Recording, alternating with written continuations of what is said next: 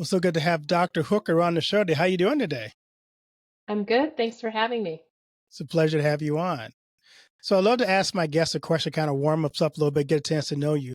What's the best piece of advice you ever received? So, this is work related advice, but when I was writing my dissertation, one of my committee members told me don't chase after the topic that everybody is writing about or that seems to be in vogue. The thing that's going to allow you to finish a project is if you write about something that you really care about. And I think that has stood me well in terms of, um, working on things that I feel really strongly about.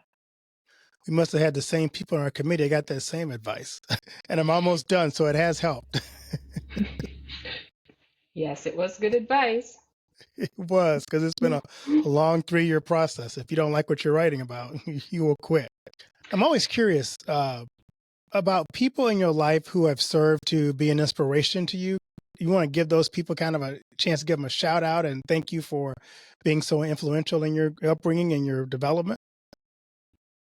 Absolutely. So I think, my family has been an enormous inspiration as well as support. In particular, I think my parents, gave me an example of public service and of really finding ways in their community to try to help people and to, contribute to the community, make it a better place. And, it was an example of how you could um, be in community and that the kind of work that requires it doesn't have to be something grand. It's just sort of caring about people around you. I read your bio. It's a very impressive bio. And I'm kind of curious. You want to kind of walk us through your journey. And I'm also curious to, as you go through that journey, tell us about lessons you learned along the way. Sure. So I grew up on the Caribbean coast of Nicaragua, and which is a historically Black and Indigenous space that where people really, Black people in particular, have been treated as kind of second class citizens in the rest of the country historically. And so that was the background. And of course, at the end of the 1980s, when the Civil War was happening in Nicaragua. And I think when I came here to the US, one of the first things that I encountered was um, people saying, you're here and you're taking, positions from Americans, that kind of anti immigrant feeling that a lot of people had. And so that was something that I felt like I had to come to terms with and figure out, how to deal with. And I think as I continued my career, I went on to get a university degree and a PhD, and my first job was actually teaching for many years at the University of Texas at Austin. So being I think at a large public university was really I think a really good place to start my career because I really like that public service mission that public universities have to educate the citizens of the state, even though, of course, it's like subject to all of the ways in which, you know, legislatures often try to interfere with what universities do. So there was a lot of tensions around that. But I think the mission of saying, you're here to educate the citizens of the state was, I think, really inspiring That's to great. me. I'm curious, what, since you mentioned your PhD, what was your PhD's focus? I'm just always curious what you were writing on and doing your research on. Yeah, so my PhD was looking at the way in which theories of multicultural citizenship, right? The idea that you have diverse societies and that you have to the state has to make decisions that have an impact on how people can see themselves reflected. So, right, there's an official language, and if you have people speaking multiple languages, and your language isn't the official language, that has an impact on you. And so it was trying to think about those kinds of debates and policies. And, a lot of the research that hadn't been done up to that point had focused on cases in Europe, in Canada, in the United States. And so I was looking at the ways in which people were thinking about and trying to implement um, those policies in Latin America, which hadn't really been discussed as much up to that point. Interesting. So I always love to ask this question too. What was your biggest surprise in your research that you weren't expecting? Hmm.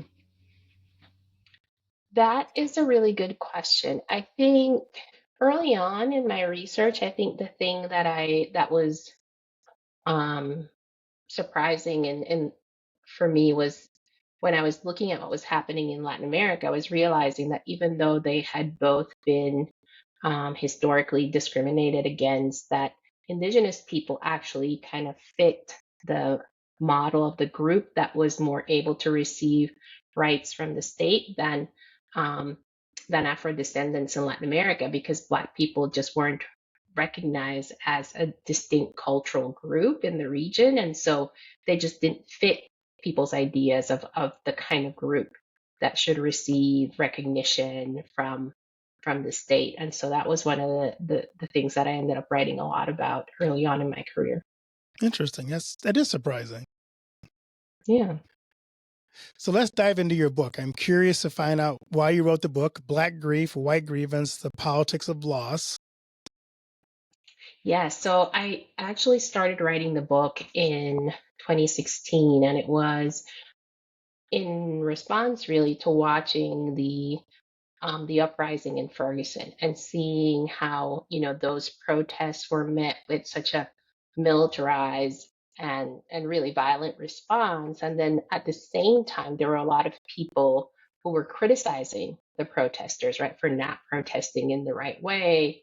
And so it made me think about the grief and anger that people were feeling and the kind of limited ability that they had to express that in that moment. And so I started thinking about the question of, what do Black people do with their grief, right? How do they use it or try to, um, make sense of it, particularly politically in politics?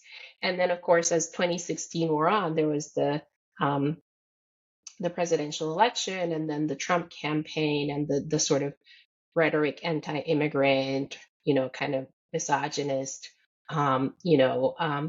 rhetoric that was coming from them. And then I started to think about how white grievance, this sense of resentment um, that was really animating that campaign, was happening at the same time as Black people were literally out there protesting in the streets because they were being killed. And so it seemed to me that these were two ways in which people were mobilizing around loss, some real, some perceived, and that we needed to be able to think about them uh, simultaneously. And so that's how the book came about. As you talk about, my Bible study came out because of the same Ferguson experience. I actually served as a Mm. pastor in that neighboring community, so I kind of knew the Ferguson Oh. community. I was surprised at the outside influences that came into Ferguson and shaped some of the narrative that was going on there. And it was kind of interesting to kind of see that. And I wrote a Bible study to kind of help the church deal with same thing you're talking about. Deal with how do we talk about race in a Christian context that's going to be Hmm. beneficial for both sides. So I tried to act as a kind of a cultural translator to translate what Blacks were saying and what whites were saying and try to say, here's what you're misunderstanding in the conversation. I'm Hmm. curious, in your work, how do you deal with the fact that the Black grief is based on trauma? And you're right, there's no real avenue for that trauma and that grief to be expressed. When it is expressed, oftentimes it's met with resistance because nobody wants to feel the weight of the past issues. And so it's like, I don't want to deal with that. It's like when Right. someone has a loved one die and they're grieving and like, yeah, I don't want to hear that. It makes me feel sad. So let's move on to something Right. else. Hmm. So you're causing trauma to the other person who doesn't want to hear it either. So how does your book kind of deal with that tension? Could you kind of brought up, how do you deal with that tension in our country. What I do in the book is really try to show that there's been, at the same time that I think that is very much right, a reaction that people are like, we don't want to deal. On the other hand, I think the pattern has been that there's been a reliance on Black people becoming these kind of heroic activists to make racial progress after they've suffered enormous losses, and that this is how social change happens in this country, right? So you have, Mamie Till Mobley, who has the open casket funeral for her son, Emmett. And this is really an important event that galvanizes the civil rights movement. And, you have the movement for Black lives, all of these other examples where people become activists after they've suffered these enormous losses. And we call them, right, warriors or social justice warriors, and that, I think that, um, you know, that often obscures that people are grieving, right? That yes, it's heroic that they're doing this kind of activism, but they're still grieving, and we're not giving them space to simply to grieve, because you have to grieve in these really acceptable ways so you don't make other people uncomfortable, right? Um, Right. and so part of the argument is to say that we need to find other ways to think about how um, racial change can happen that doesn't depend on people doing this kind of activism and having to, to really do this work in a way that can limit their ability to, express their full humanity. And I think, one of the things that's really interesting to think about is you know the ways in which um, things like, a global pandemic and, or something like that might actually force people to think about the fact that you can't escape loss, grief, right? Those are human experiences that we all have. So now that you've kind of opened that door of acceptable ways to grieve, but also acceptable ways to create change, what suggestions? Because I mean, we're still struggling with that. How do we all want to see something different? I mean, I served Mhm. in some very, very downtrodden and poor communities. I served in Detroit, Michigan area. I served in inner city St. Louis, the Chicago area, and there were people there who were hurting, and no one listened. And as I describe it, no one listened until something was on fire. And you're Right. right. We don't want to wait till things get on fire for you to listen. But how do you help people in those situations who are dealing with poor education, with high crime, with lack of opportunity employment? How do we begin to change the culture so that we begin to make systemic changes to their circumstances so they can actually live the American dream? So, I mean, that of course is a huge question. I think that, we're all trying to think about. One thing that I would say is I think we need to move as the country as a whole, um, beyond this kind of zero sum mentality that I think people often have, where it's, if you're doing something to pay attention to the needs of one group, that is somehow taking away from others, right? So it's this idea, that you see when people respond to things like Black Lives Matter by saying, oh, all lives matter. Well, of course, all lives matter. This isn't a claim that other lives don't matter. It's saying, let's look at this particular problem, right?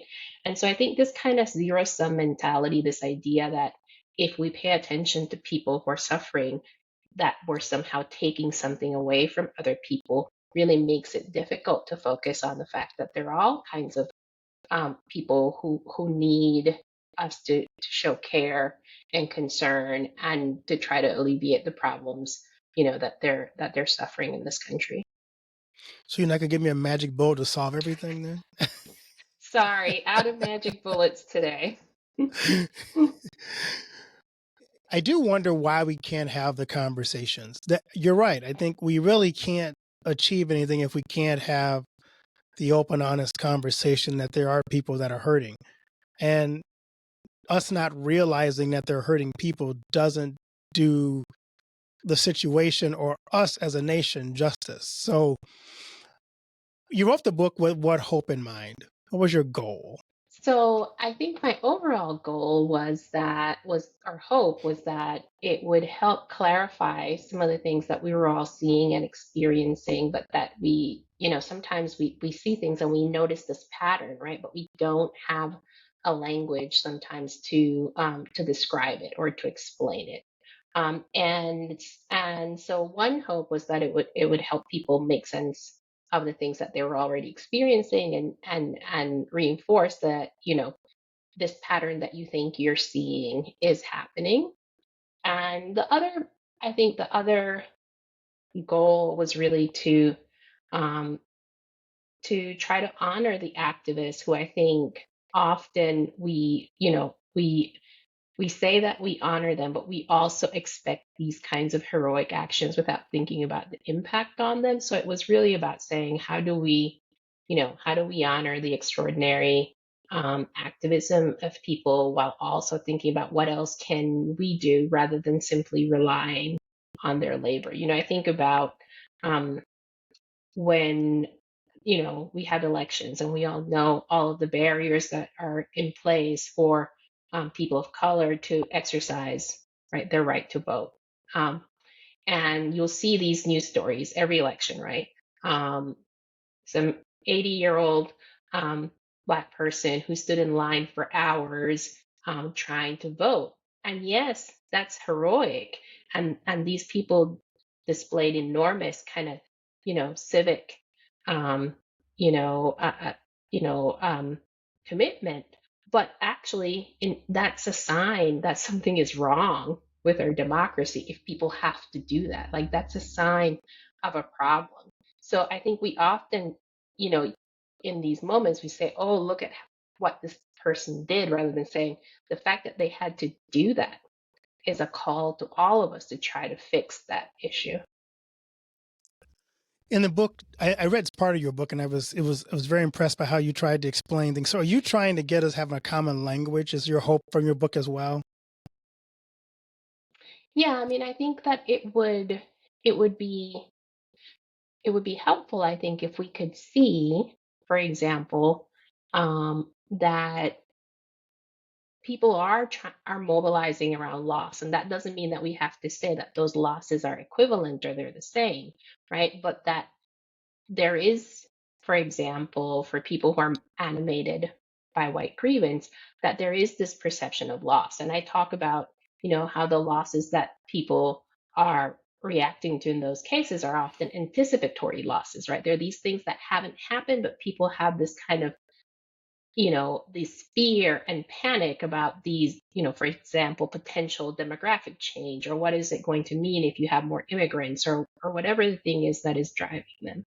And so part of it is hoping that by naming, right, what's happening, and talking about it, that we'll be able to identify the patterns, and to think about, for example, how, you know um, I'm obviously not the only person to make this argument, but that every time that there's been some movement for um, social change in this country, there's been resistance and backlash, and that has historically been the pattern. So, so you talk about political loss. Define that for us, because I know we have in our own mind when we hear that what we think of. But how do you define political loss in your book? This is a really good question, right? So, of course, we've all experienced loss, right? Loss is a universal human experience, right? We've all lost promotion, or we've, lost a loved one, or preferred candidate, or sports team didn't win, right? But those aren't necessarily political losses. What I call political losses are losses that are, for example, the result of state action or inaction. So, for example, um, you know, there is, a fire in a building, and a lot of people are hurt, and that could have been prevented if there had been, the right regulations in place, right? So that's a way in which you have a failure of the state, and that leads to a loss. So that's a political loss. Or if you think about, you know, um, the ways in which state governments were involved in maintaining segregation, for example, in the South, right? That's a political loss. But there are other losses that also become political because they are things that we're all affected by and involved in um, in having to change. So, for example, if you think about the 9/11, right? Everybody understands that as a political loss because it was an attack by foreign actors. But if you think about the Me Too movement, before people mobilize and women mobilize around sexual harassment, sexual violence, a lot of people saw that as an individual problem that individual women were experiencing, as opposed to this larger problem that is political because it is happening in workplaces, it is happening, in all of these spheres, and it affects the ability of people to have equal dignity um, in this society. Get it. One other term you have in your book we should probably cover is how do you define white grievance? Yes, so I talk about white grievance as um, so white grievance refers to the way in which people are mobilizing in response to a perception of loss, right? So that's why I talk about anticipatory loss, right? That there is a sense that whites as a group are being displaced from their dominant position in US politics, right? Their position as a dominant group socially, economically, politically, and that this is illegitimate, right? Because historically they have been the dominant group. So, you see this, being mobilized. And for example, when people argue that, as they did after the 2020 election, for example, that some of the results um, you know, weren't valid, and they focus on often on large urban cities, right, where you had a lot of minority populations and a lot of urban voters because they didn't see them as, quote unquote, real Americans, as Sarah Palin used to say. And so their votes shouldn't count as much, right? They shouldn't get to decide. So I see white grievance as a way in which you have a segment of white citizens in this country who are mobilizing in response to what they see as the displacement of their group from this dominant position in U.S. politics, and really trying to reassert their their dominance. So to play devil's advocate, Mhm. um, there may be some anticipatory part to that as well, but in some cases, some actions have resulted in losses. So how do you how I guess as we move forward as a people, we have to kind of understand that loss is loss, whether it's real or perceived, and it still has the same social emotional impact on you, even physiological impact. If you feel a sense of loss, real or imagined, the internal part of you still feels that. So how do we as a nation move forward when they're both sides of the spectrum are feeling some sense of loss? How do we come together as a nation and say, I acknowledge that you may feel this way or you may experience this, and I acknowledge that you're experiencing that. How can we work together so that in the end we both move forward? So one of the things that that I'm particularly interested in the book is thinking about democracy, right? And thinking about how we can live together in equality. And part of the way that I think you can distinguish between losses that we need to pay attention to and those that we don't is to say, um, for example, are you pointing to something that is, a legitimate loss or something that isn't, right? So if you're mourning the loss of unearned, right, advantages that were the result of, the histories of white supremacy in this country, like, yes, that's a loss, but that's not necessarily a loss that you can expect the people who suffered as a result of, of those systems to mourn with you, right?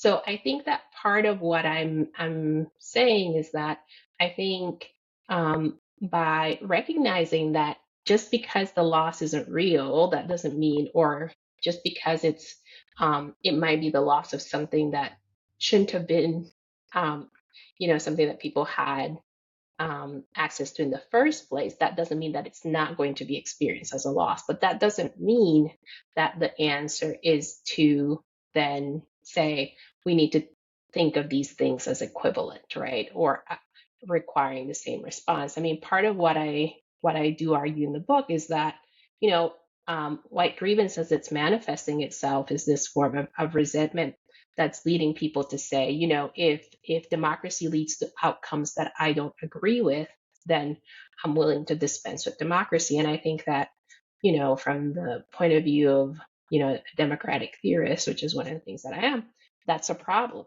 right? And that part of what we need to remember is that yes, democracy is about winning, but it's also about losing, right? If somebody, that it's also about accepting that sometimes you are going to lose. So I get that, and it's interesting. But that also goes on both sides of the argument.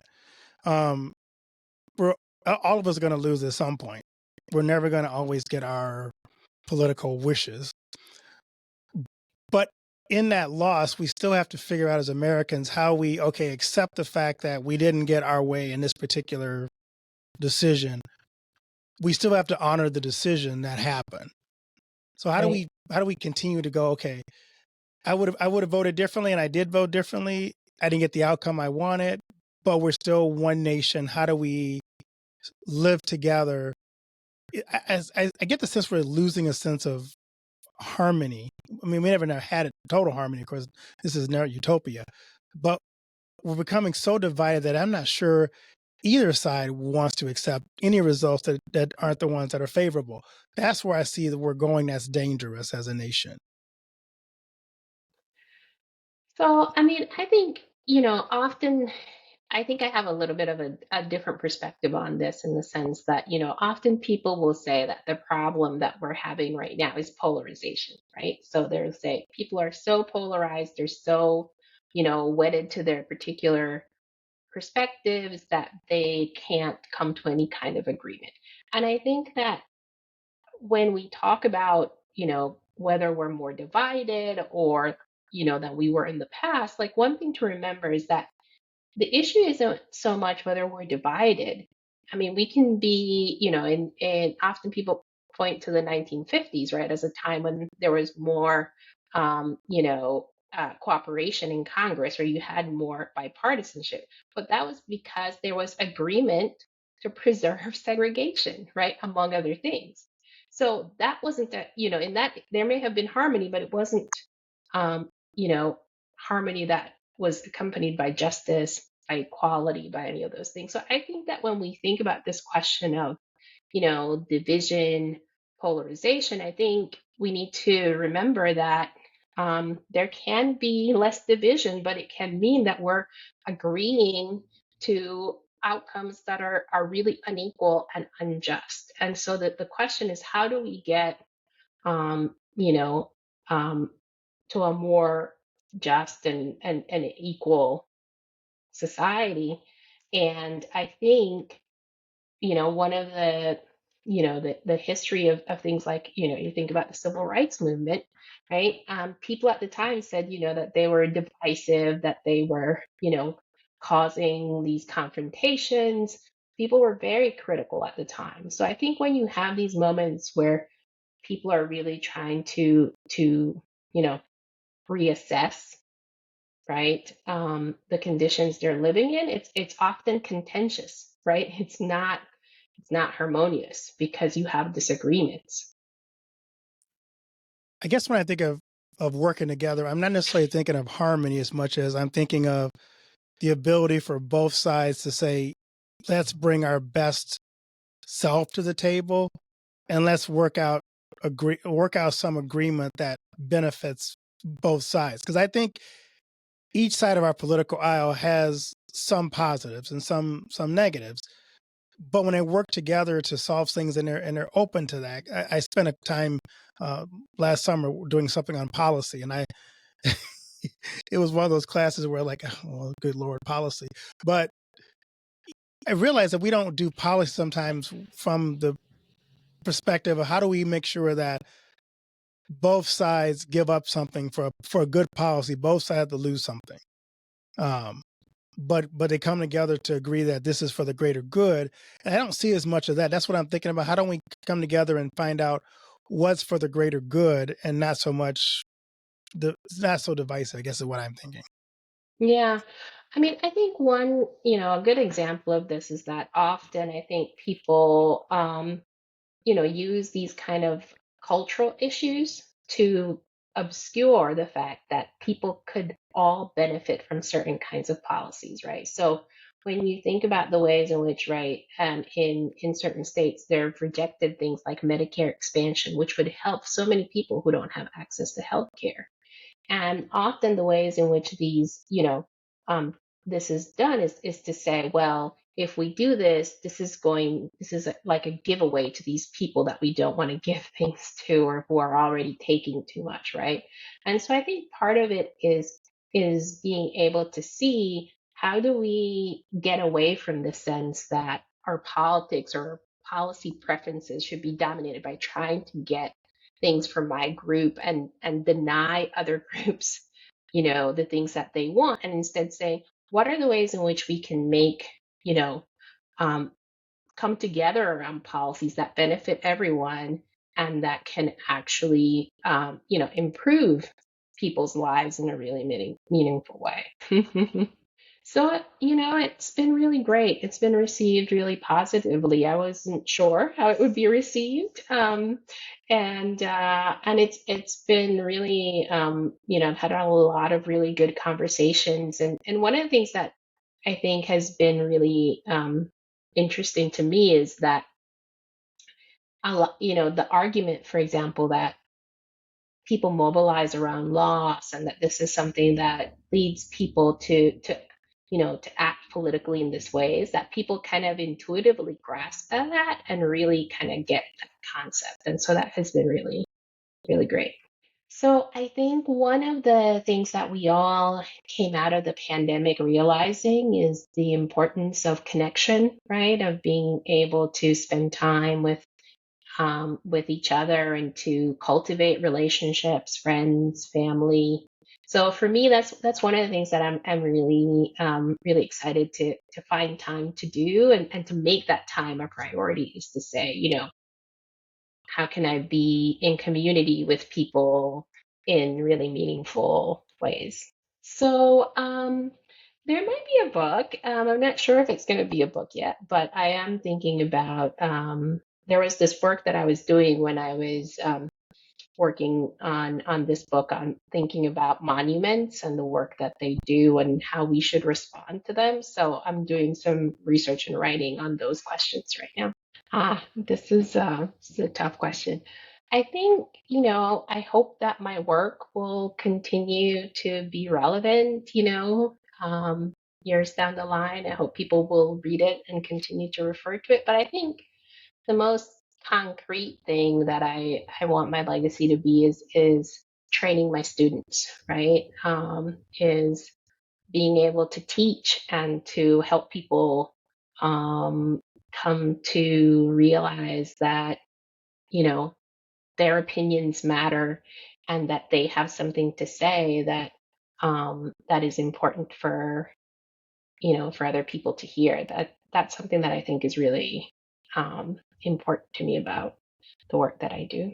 So I think what I would say is that they inspire me. I think when I look at young people today, I was talking to a colleague who said, when she started teaching, a lot of people were talking about how young people were so apathetic and they weren't involved. And I think when you look at so many movements today, you see so many young people who are, even if you disagree with what their positions are or their activism, that they're so involved and they care so much and they have so much of a sense of, that it's important to to really stand by their principles and be consistent with them. And I think that's really inspiring.